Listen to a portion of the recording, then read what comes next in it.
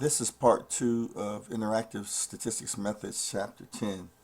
So the remainder of Chapter 10 continues with the process of showing you parametric statistics designs. Again, there's many different types.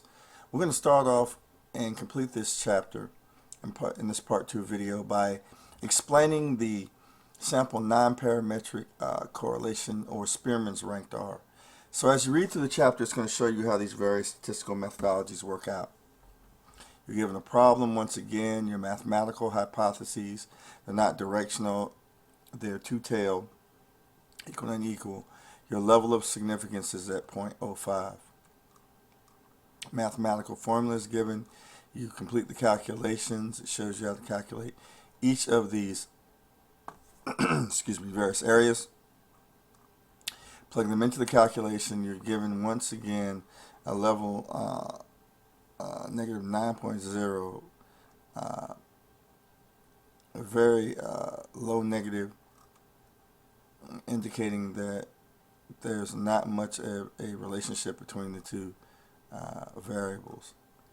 Again, that would be converted to a t from there, and then you could get a level of significance. But in this case, we're trying to simply look at the Spearman rank correlation coefficient of R in terms of the relationship between the variables.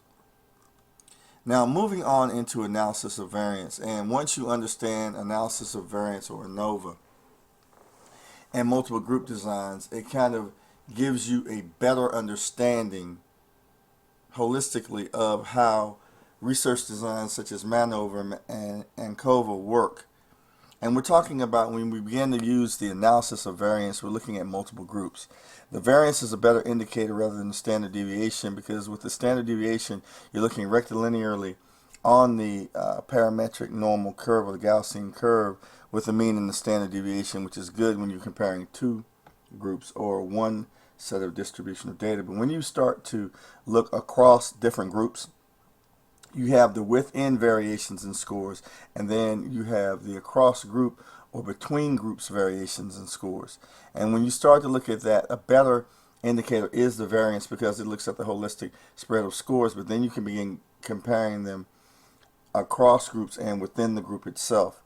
And this is why we use analysis of variance. So if you're moving beyond the true experimental design, which would have a treatment and control, and you now have 1, 2, 3 groups, you have within those groups the treatment and control, and across those groups, and you need to look at what's going on. And the variance is a better indicator to use with multiple group designs.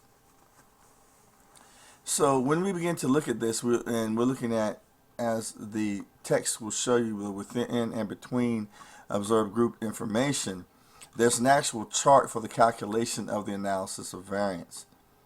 And you'll see it says between groups for treatment and within groups, and you come up with a sum of squares between, a sum of squares within. You divide them in the degrees of freedom by the total number minus the group number, and then you divide that by the sum of squares between for between groups, and the sum of squares within its respective degrees of freedom.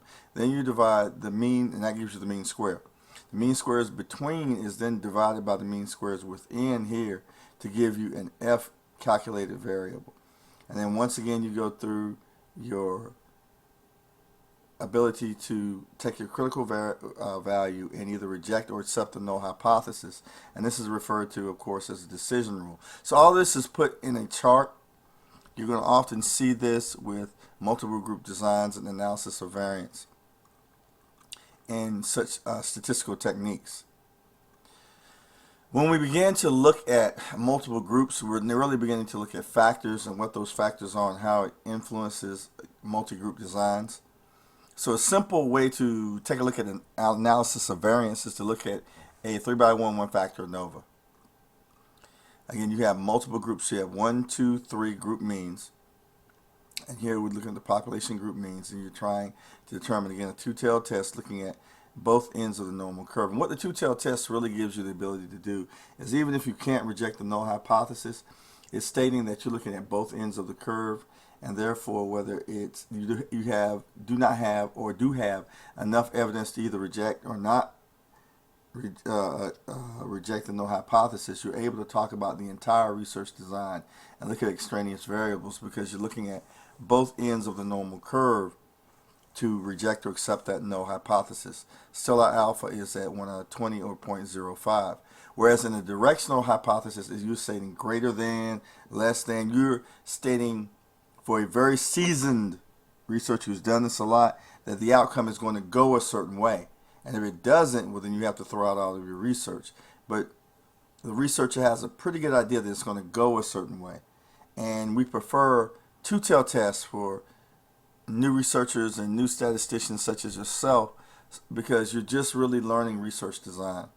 When you're really beginning to understand and do post hoc testing, and you've been doing this for a while, you want to look at directional hypotheses. Because if you have a major research paper or a thesis counting on this, and you do a directional hypothesis, you have to start over from scratch if you do not reject the null hypothesis. So that's something to think about when you're actually doing research designs and you have your mathematical hypotheses or your directional hypotheses, you're putting those together.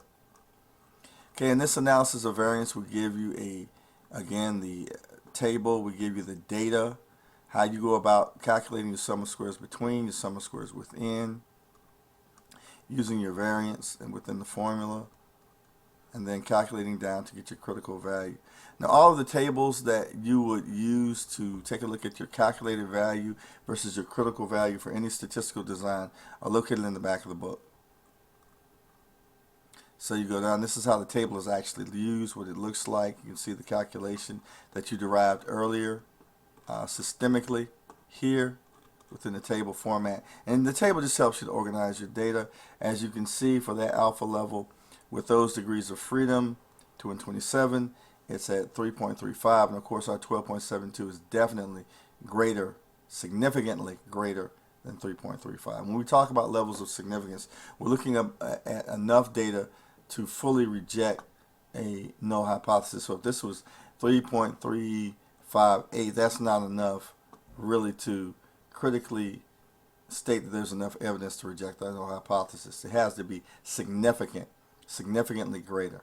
So if you have 4.0, that's significant, 5 and on up, and such as this number, it is significantly greater than 3.35, and that's what we mean by levels of significance. There's enough evidence here to significantly reject this value at the alpha level given with the degrees of freedom. Okay, when we start to talk about non-parametric statistical measures, we're looking at non-normal curve. You look at it that way in terms of statistical variables. So this may be non-ratio data, where you're looking at observations and you're trying to determine exactly what's going on from those observations. Again, this is using a lot of different studies. You may have a survey that you're giving that is trying to determine attitudes about a particular criterion. This is when we're looking at nominal data. We're not really looking at ratio data in terms of statistically testing. We're looking at observable data. And chi-square is an excellent non-parametric test. In fact, its distribution is what T and a lot of others would derive from in the beginning of statistics. So when we look at observed versus expected frequencies of some behavior with a given population or a sample derived out of that population, we're looking at creating a table with rows across and rows down.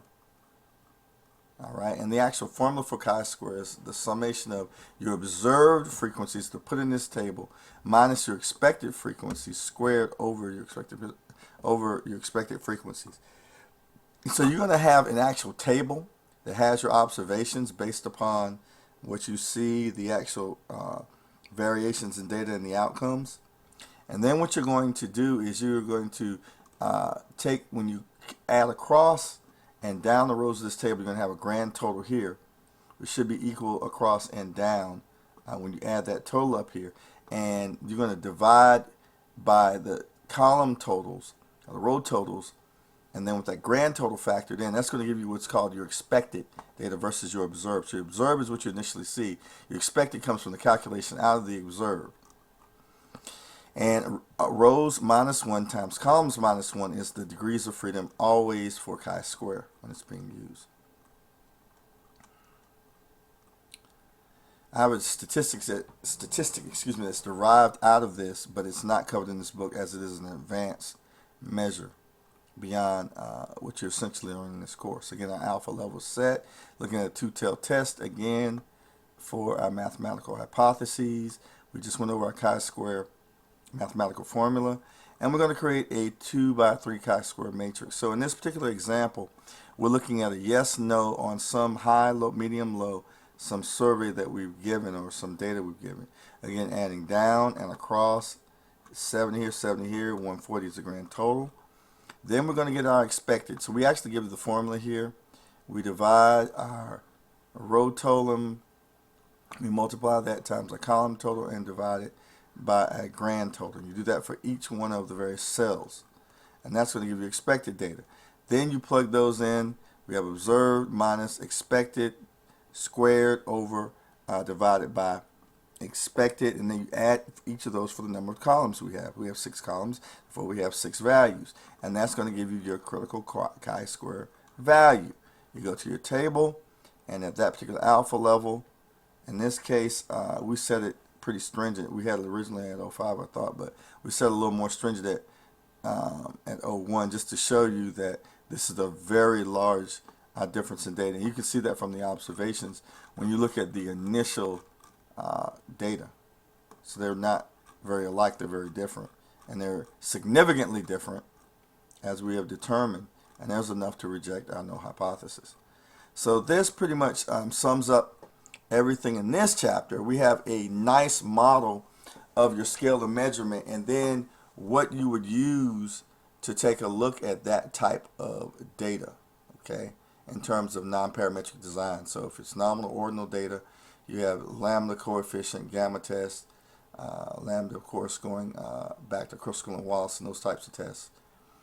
Mostly using post hoc designs, but you have those. If it's interval or ratio, we'll look at correlational analysis and regression analysis, or regression back towards the mean. And that's discussed in the chapter in terms of definitions, but not looking at that in this particular case. And of course, we just mentioned Kruskel and Wallace one-way analysis of variance. You have the Wilcoxon matched pair sign ranks test, and you have a Wilcoxon sum of ranks test. So you will notice, if you look in psychological tests, you will have several. There's a series of volumes of statistical tests depending on the type of data. So you have a lot of tests, so you can really sculpt your research design based upon the scale of measurement. Again, scale of measurement, nominal, ordinal, interval, ratio to look at data. Here's some more. Least significant difference between mean ranks, parallel to Wilcoxon. You have the Mann-Whitney test, Friedman test, McNemar's test for pair comparison of proportions. So when you're labeling something, a nominal data, looking at those. So this wraps up chapter 10 and part 2. It's a very detailed chapter. Go through both videos again so you have a better understanding of non-parametric and parametric statistical designs.